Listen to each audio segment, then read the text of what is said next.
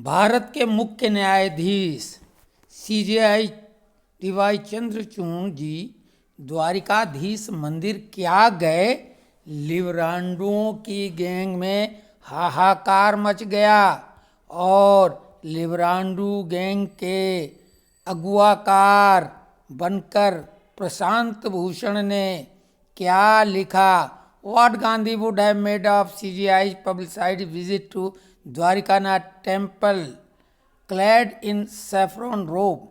Read Ramchandra Guha. Gandhi himself virtually never went to a Hindu temple, though Gandhi described himself as a Hindu. His chosen mode of worship was the interfaith meeting. उनका कहने का आशय ये था कि भगवा वस्त्र पहने सीजेआई जी द्वारिकानाथ मंदिर की प्रचारित यात्रा का गांधी ने क्या मतलब निकाला होगा।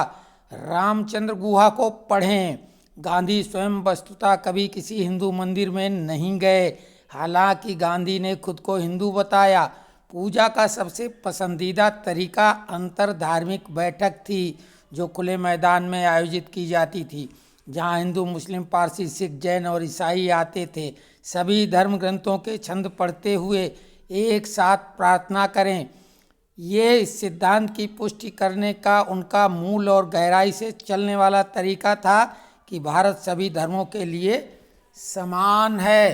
तो ये लिब्रांडू गैंग को जो आग लगी है, ये एक तो राम जन्मभूमि का जो मंदिर का जो भव्य उद्घाटन और प्राण प्रतिष्ठा होगा 22 जनवरी को, उसकी वजह से ये फड़फड़ा रहे हैं। गांधी संवैधानिक रूप से क्या हैं ये पहले तो बताएं। ये वकील हैं, इनको इतनी भी तमीज़ नहीं है कि गांधी दर्शन अपनी जगह और सीजेआई अपनी जगह। सीजेआई किसी व्यक्ति किन्हीं पुस्तकों से नहीं, वो कानूनी किताबों से और विशेषकर संविधान से बंधे हुए व्यक्ति हैं। और वो भी वो व्यक्ति जिस पे कोर्ट की अवमानना करने पर जुर्माना हो चुका हो, कोर्ट ने उसकी औकात सिर्फ 1 रुपए की समझी, ये वही प्रशांत भूषण हैं। और जो कश्मीर को भारत का हिस्सा ही नहीं मानते हैं, ऐसे देशद्रोही किस्म के लोग ही ये सब हरकतें करते आए हैं, लेकिन अब इनकी हरकत नहीं चलने वाली है। दूसरी बात, प्रशांत भूषण को हम सही जवाब उनकी औकात के हिसाब से दे रहे हैं कि मिस्टर भूषण, कोई भी